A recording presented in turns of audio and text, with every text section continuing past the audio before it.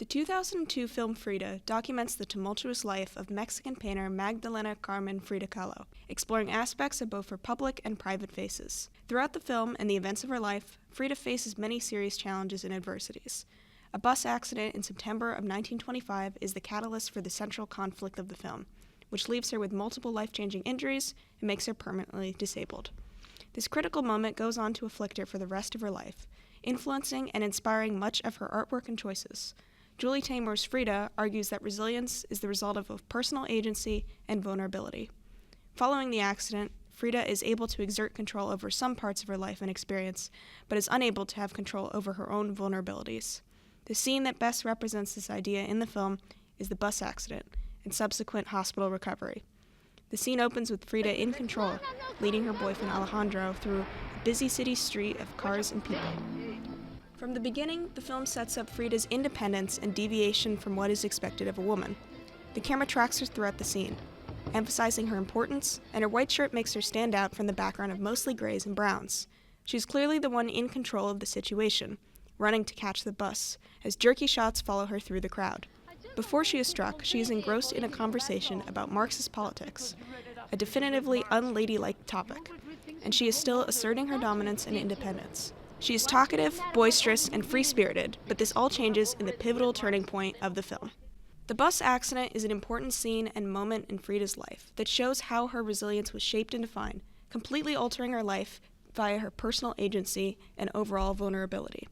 Throughout her upbringing, Frida is content with her identity, grasping familial issues and political ideologies comfortably, in control of her ideas and actions. For example, in the scene of the family portrait, Frida purposefully dresses wearing a suit and tie to prove to herself and her family that she's in control of her life and of the decisions she makes for herself. Ultimately, Frida's resilience was defined during the bus accident, as it was not in her control, and it exposed her vulnerability both physically and emotionally. Using different camera angles and tilts, Taymor is able to portray such loss of control while the bus drifts to the side, knocking Frida off balance, unable to control where her body moves during the crash. Following the incident, Taymor includes a high-angle shot of Frida lying in a hospital bed. This shot portrays Frida's loss of authority with her body, her loss of her physical control, as her entire self is covered in casts to treat her injuries. As Frida wakes up in the hospital bed, unable to move, her loud scream depicts a moment of self-realization that she is no longer in control of her body, making her emotionally and physically vulnerable. Frida's life is altered by constant medical procedures, suffering, and pain, all of which were beyond her control, and begins the burden that she must bear for the rest of her life. These two factors literally converge in a life-altering moment as a violent collision between a trolley and a bus leaves Frida crumpled upon the floor, changed in ways that extend far beyond her immense physical trauma. This pivotal moment represents a confluence of agency and vulnerability in multiple key ways. Firstly, though the accident itself was the fault of the driver, the chain of events that led to this catastrophic injury was a result of her own personal agency.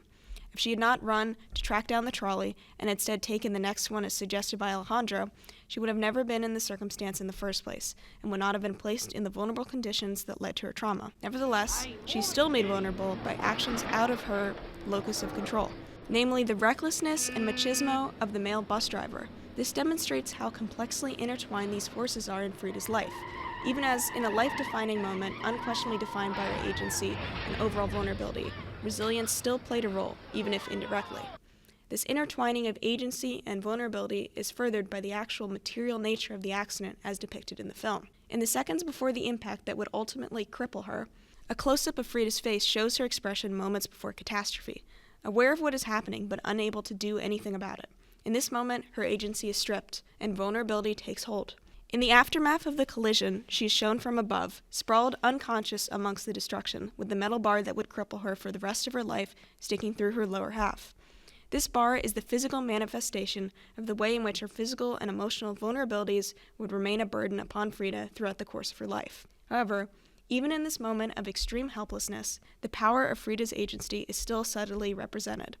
Even in her bloody, unconscious state, she's covered in gold. Not just any gold, but gold from the opera house, representing its artistic nature. Just as the metal bar is a manifestation of the power of fate in Frida's life, this gold is representative of her power and the capacity for her agency to produce beauty in spite of dire, fateful circumstances.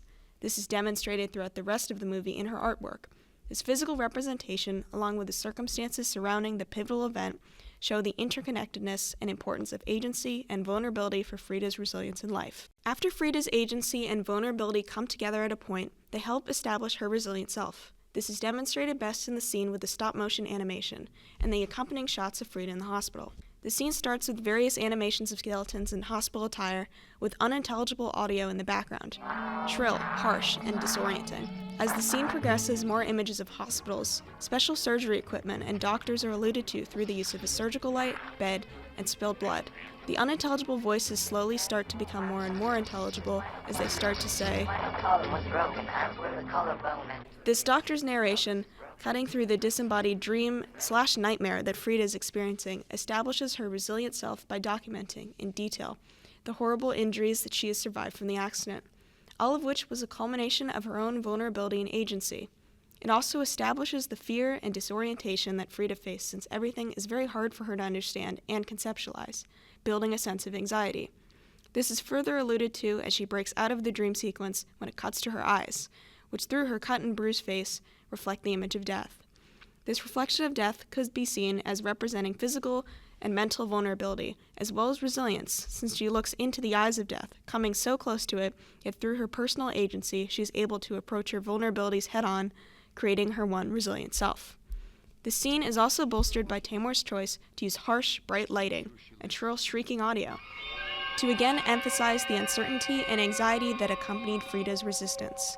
As the scene further transitions to her in the hospital, this is made even clearer since the lighting and audio return to a homeostatic and undisturbing level as we see Frida in the hospital bed. This could then represent the transformation of Frida's agency over her emotional and physical vulnerabilities into resilience, which would then go on to accompany her for the rest of her life.